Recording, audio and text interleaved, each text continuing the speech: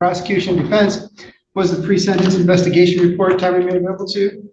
Yes, Your Honor. It was, Judge. And Mr. Price, I can give you the opportunity to read the report and discuss it this morning.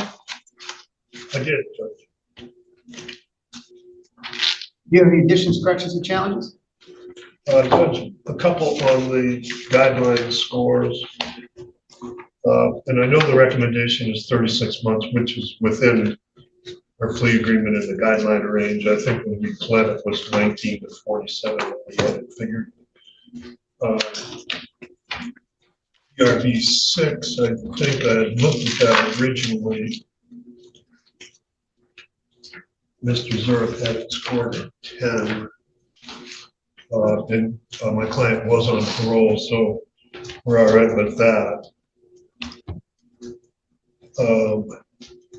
And I've got PRV or OV 13, continuing pattern of criminal conduct. Mr. Zurich had it scored as 10. There weren't, I don't think there were 3 or more violations.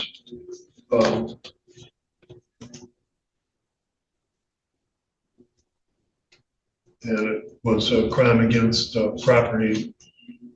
So I've got it scored at 0 because I don't have it as a pattern of felonious criminal activity. That's OP 13, Judge. All right, well, let's look here. So, response, Ms. Robinson? Your Honor, we also have it scored at 10. You know that is within a 5-year period. That would be, the way we have it is felonious criminal activity, combination 3 or more crimes against a person or property. A review of his record shows that in 2024, he was, or I guess the crime was in 2023. Oh, that was the wrong page, sorry. That was a possession of methamphetamine. In 2023, he committed a breaking and entering with intent, for which he did get convicted. He has multiple larcenies in that time period. Wait. So we're talking about OB 13, correct? right. So I see felony breaking and entering a building in 2023. So we can go back to 2020 to 2020, right?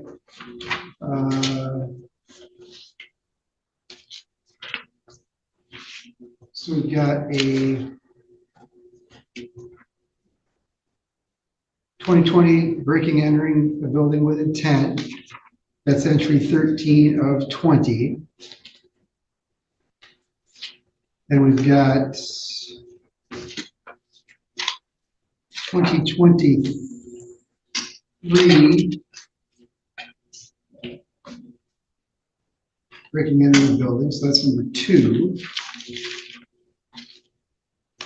And then 2025, this case breaking and entering the building with intent. So that would be 3 crimes within persons or property. So I think it's properly scored at 10 points. All right. Then we've got OB 16, Judge, which was scored at 10, value of 20,000 or more. And I believe it should be 1,000 to 20,000. I know her victim impact statement says she's out 22,000, but I believe, and I recall, my notes indicate when we were in court for the plea, we talked about restitution, and I think the court indicated that the court would want some proof as to the amount rather than just her throwing a figure out there. So I haven't seen anything to establish that it was actually $22,000. According to the police report, my information as to what was taken, it's going to be a long stretch to get it to $22,000. I know there was some cash in there, but if it was 4,000, I'd be surprised. But so we're asking the court to score that at 5.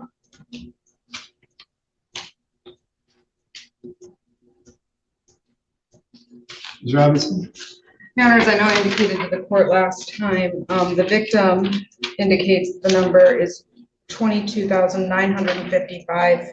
I know we had talked about the fact that we would need a restitution hearing for that based on that amount, and I don't believe that we have the time to do that this morning, as we are unfortunately already past the time for this hearing.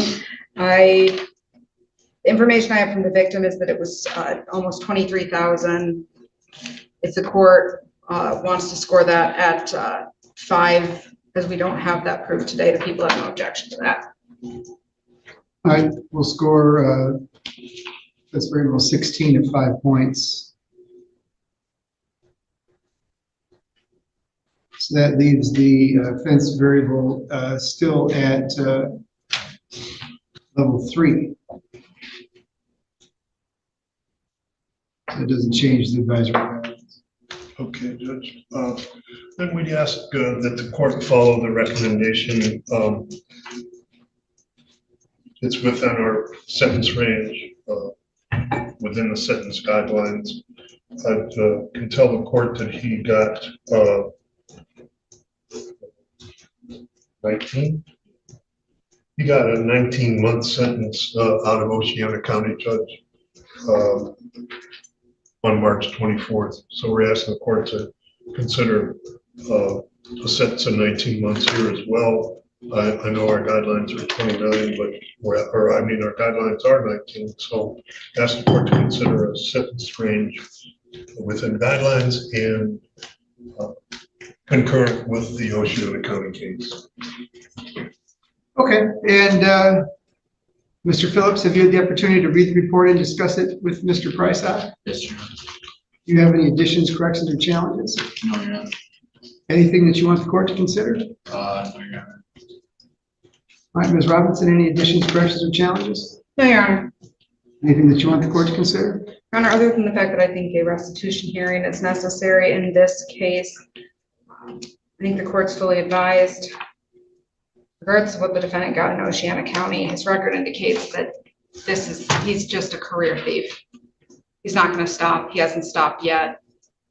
This is what he's going to do the second you let him out of jail, or not you, but the second he gets out of prison, if that's where he goes, he's going to go right back to stealing from people. So I would ask the court to follow agreement, sentence him within guidelines, but give him a maximum amount of time that would at least ensure during that time that the people of the state of Michigan and Nuevo County will be safe from him, because based on his repeated behavior, he was on parole when this happened. Being on parole isn't going to protect the public. The only thing that is going to protect the public from this man is when he is incarcerated. Thank you, Your Honor. All right, the court recognizes that the advisory guidelines would suggest a sentence between 29 and 71 months. The courts can exercise my discretion, sentence consistent with the advisory guidelines, consistent with the plea agreement, and consistent with the Cobb's agreement. It would be the sentence of the court that this defendant serves 60 months on the minimum to 15 years on the maximum. 0 credit. This will be consecutive to the cases that he's on parole for. Mr. Phillips, you certainly have shown no inclination to change or raise. I was looking through your record. You've got